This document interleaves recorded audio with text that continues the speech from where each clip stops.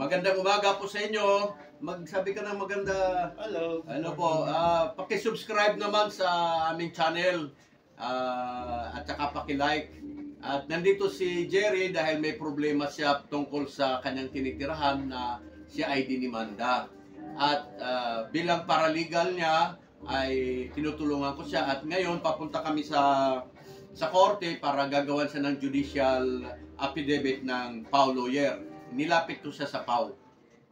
Dahil sa qualified naman siyang kumuha ng PAW. Mangyari, hindi naman din niya kaya ayusin ang anumang mga dokumento bago i-present sa PAW. Dahil ang PAW, tagagawa lang ng demanda pero hindi researcher. So, kasama yan sa aking trabaho na mag-research, i-research yung problema ni Jerry. Si Jerry ay meron siyang transfer of rights, ang kanyang mother.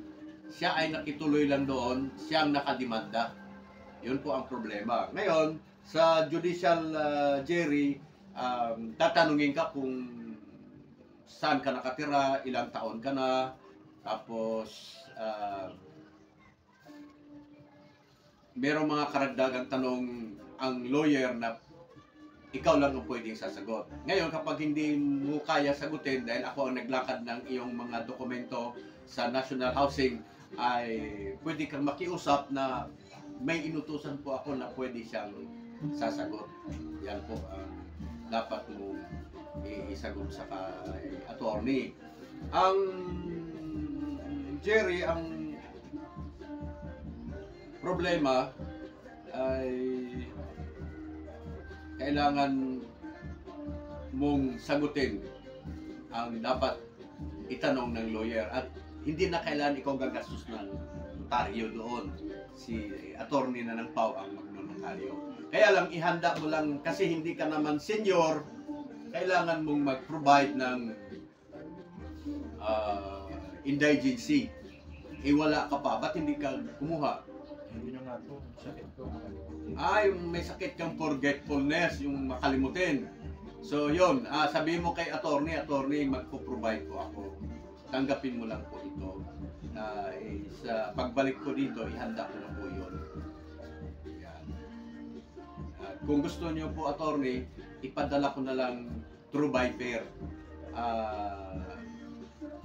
sa akin, send ko sa kanya. O kung makapaghintay po kayo, sa pagbalik mo na lang. Di ba? Yun. So yun, sasamahan ko siya ngayon. At siyempre, habang kami magpunta doon, gagawa po ako ng film para sa YouTube, sa aking content, para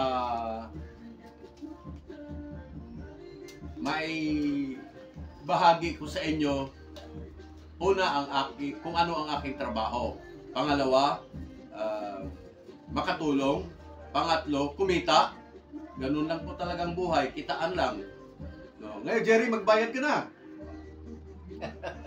Ba't ka tumawa? Sinabi ko pa naman sa mother mo, pag hindi ka nagbayad,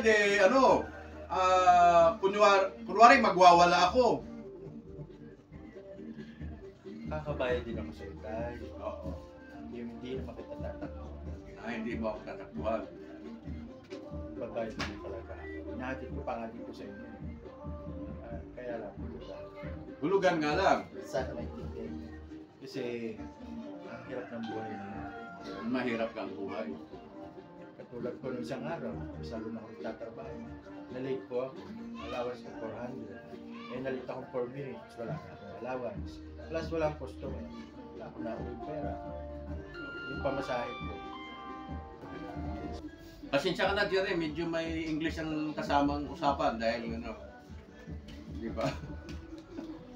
Naintindihan. Okay. Ngayon, tulad ng sabi ko, kasama ko si Jerry, samahan ko siya. Paano ba yan, Jerry? Sasamahan kita. Hindi madagdagan na naman yung charges ko sa iyo. Wala akong magagawa. Kunin talaga. Importante. Hindi. Tapos muna natin ito. saan ko kayo babayadan? Babayadan ko kayo. Okay. Yun na ang okay naman yun, Jerry. Mas maganda ngayon, hindi katulad nung sa taga Puro 4 na si Russell Tomlod. Tinulungan ko sa labor case. Nung na-hospital ako, na-confine ako, nung nakuha niya yung pera, itinakbo na, hindi na nagpakita sa akin, hindi man lang bumisita sa akin sa hospital. Yung isa naman, sa Puro 4 din, nag-process ako ng loan na 1.3 million na approved that supposedly I am entitled of 10%. Wala ding ibinigay sa akin. So, okay na rin yun sa'yo, Jerry, kahit paano dahan-dahan ang bayad. Di ba? Kaysa tumatakbo. Pero yung mga yon, inihintay na lang yung kulong, yung demanda. Pero ikaw nagbabayad naman. So, dahil nagbabayad ka, civil case lang yung kaso mo dahil nga nagbabayad ka, hindi criminal case, ano? Bakit hindi mo alam yun? Sa batas po ba yun? Kahit nagbabayad ka, makukulong ka. Stop payment pwede. Delayed payment pwede. Sa hirap ng buhay, hindi talaga pwede. Ang reason ko po, magbabayad ako. Nagkataon na January, February. Tapos ang gastos ang December, ubos. Okay. Sakit pa kami. Ano po ba muna? Yung gamot namin. Okay. Yung gamot. Pag-usapan natin yung gamot na sinasabi mo, pwede mo naman hingiin yan sa butika ng bayan. Pero yung iba wala, no? Wala po. Wala. Binibili talaga. Wala po. Bibili ka So may talaga sakit sa- din. So mahirap. Mayroon ka nang demanda, may sakit pa.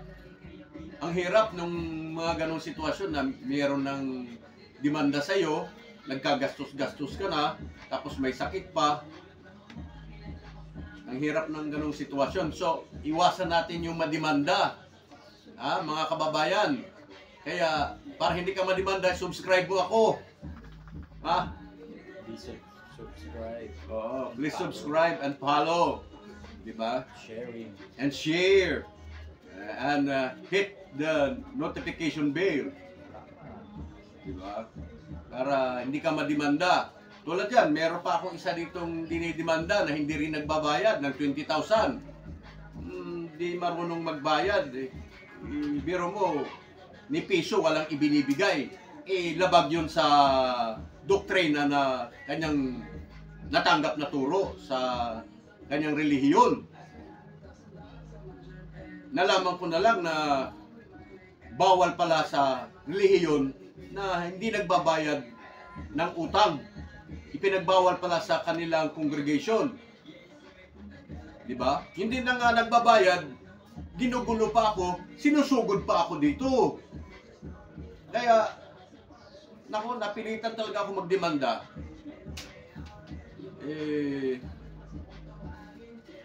Ngayon, ganyan talaga ang buhay.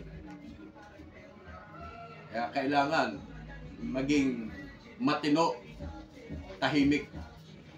Ngayon, ako naman ang ginugulo, kaya nagkagastos-gastos din ako. Okay lang yun. So, yung mga may utang sa akin, paalaala ko lang, si Russell. Biro mo, nag-message, "O Tito, makabawi din ako sa'yo. Saan ka babawi? Yung pag nabaril ka na dyan sa Mindanao?" Diba?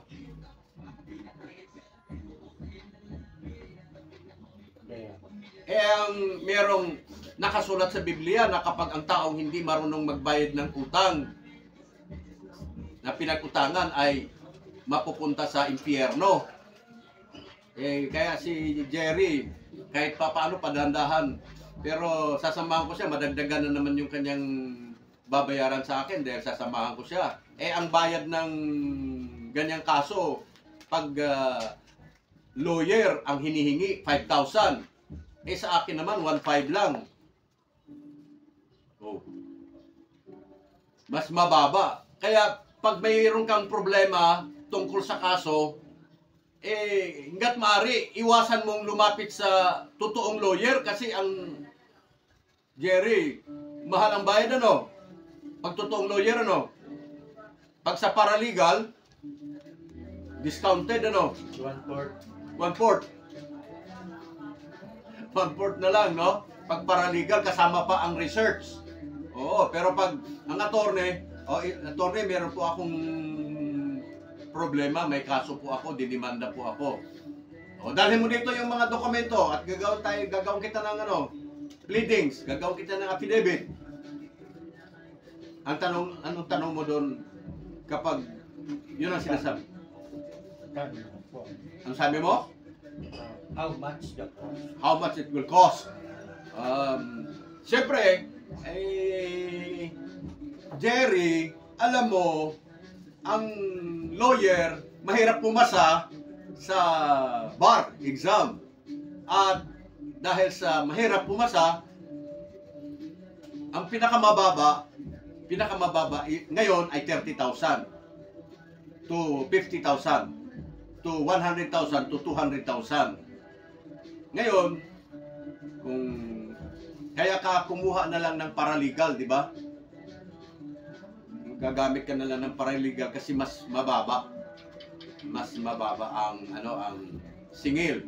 Pero wala naman ako sinabing huwag kang kumuha ng totoong lawyer. Siyempre nagtitipid ka. Di ba? Nagtitipid ka. Ngayon, kapag may pira ka, kumuha ka na ng totoong lawyer. Di ba? Kuha ka na ng totoong lawyer. Pero meron namang mga kaso na hindi pa kailangan ng lawyer. Hindi pa. Pag nasa, sa judicial proceeding, yun, kailangan mo ng lawyer. Pero pag yung nasa barangay, hindi tinatanggap ang lawyer doon. Mediation sa barangay, walang lawyer kailangan doon. Pero pwede kang pumunta sa lawyer for